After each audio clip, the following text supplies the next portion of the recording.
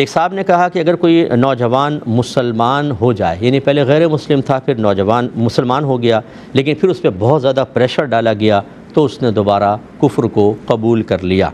تو یہ کہتے ہیں کہ کیا اس نوجوان سے ہم یہ حسن ظن رکھ سکتے ہیں کہ اس نے صرف ظاہری طور پہ اسلام کو چھوڑا ہے، دل سے اب بھی وہ توحید پرست ہے؟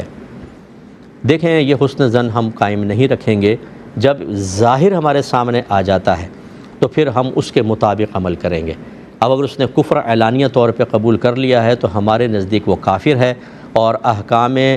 اسلام اس پر جاری نہیں ہوں گے. یعنی اگر وہ مرے، فرض کر لیں تنہائی میں اکیلے میں آپ کو مل گیا، وہ اس آپ کے سامنے مر گیا، تو ہم اس کو غسل نہیں دیں گے، جنازہ نہیں پڑھائیں گے اور کفن نہیں دیں گے، مسلمانوں کے قبرستان میں دفن نہیں کریں گے، کیونکہ ہم ظاہر کا اعتبار کریں گے. ہاں، یہ آپ کہہ سکتے ہیں، یہ پوچھ سکتے ہیں کہ اگر فرض کر لیں ایسا ہی ہو کہ ظاہراً اس نے لوگوں اس کے پریشر یا قتل ہونے کے خوف کی وجہ سے کلمہ کفر کہہ دیا، لیکن دل میں اس کے اب بھی ایمان موجود ہے، تو اللہ تعالیٰ اس کے ساتھ کیا معاملہ کرے گا؟